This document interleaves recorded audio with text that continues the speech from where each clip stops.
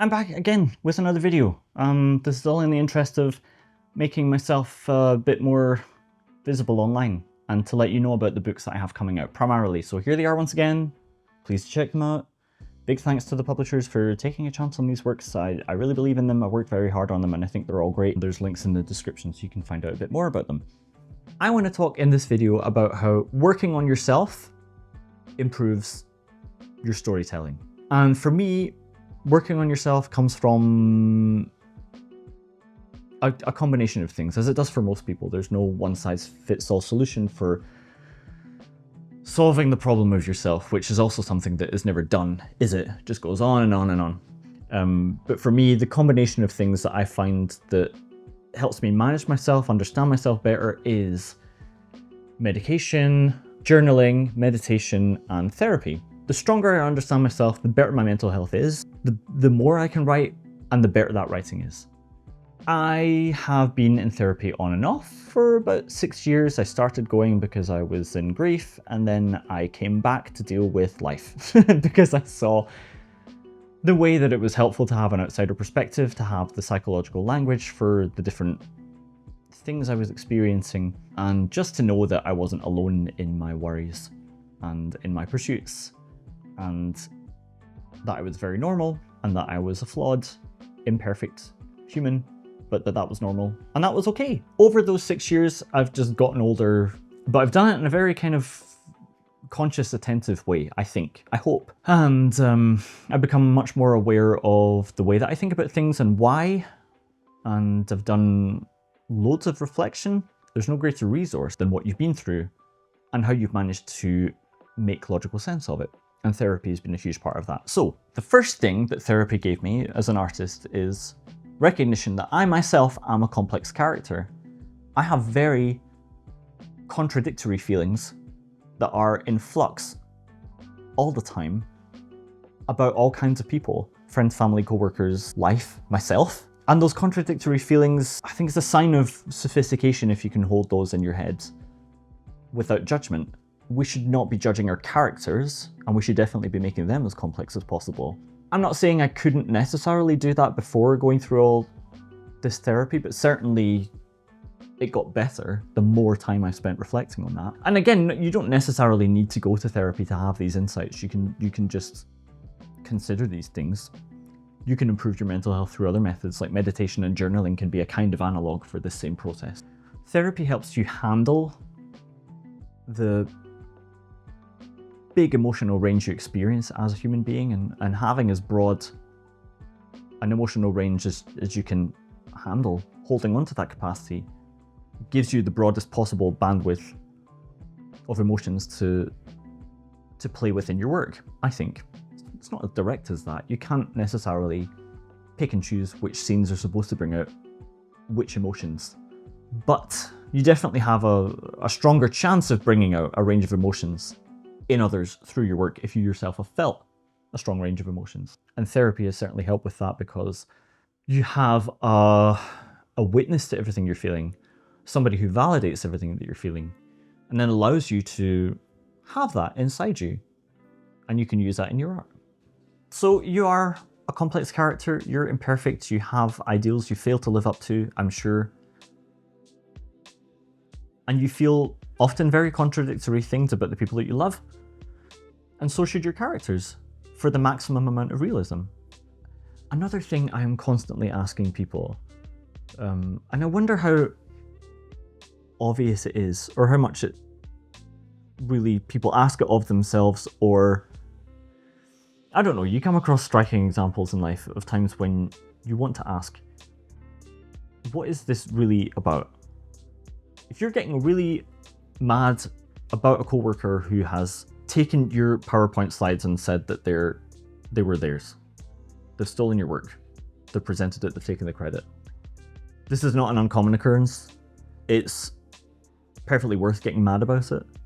But imagine you find yourself talking about it day after day after day, and you're not getting new insights out of it. You're just saying the same things about the same scenario. To me, that's a sign that your mind is like, what is this really about? And this is going to give you access to another layer in your stories. Is that on the surface, two people are having an argument about this and this, But there has to be a deeper reason why they have the perspective that they have. Do you know your backstory and the way that the reason that you think about things the way that you do? And once you see this process in yourself, then you can logically do it in your characters to a much better degree. Just like they say that people can only meet you as deeply as they've met themselves, I think people can only write as deeply as they've met themselves. And again, I'm not saying I'm the deepest guy alive, I'm just saying I've spent a bunch of time in the last few years reflecting on this in particular. Again, I spoke in a previous video about genres and whether or not, if that's your particular interest, you can still apply the skills I was trying to talk about. If you want to write science fiction, horror, crime, fantasy, whatever, there's a lot of technical skill involved. I think you really need to know the genre. In sci-fi's case, you might have a particular piece of technology that you're trying to demonstrate how it might play out in the future realistically. The emotional impact of all that technical skill comes from the depth of the characters, and the depth of the characters comes from your understanding of yourself and your acceptance of your own emotions, I think. And your understanding of life as something that is constantly in flux. That there's just this tension all the time between you and your goals and other people. And there's a gap between your understanding of them and your understanding of yourself. And that this constant gap creates conflict that creates stories, creates plot. There's this famous physician, Gabor Mate. I just read his book, When the Body Says No, because it was related to something I was writing, and I found it really scary because he just documents all of these medical ailments that people have gone through and how he thinks that their psychology might have exacerbated the affliction and so on.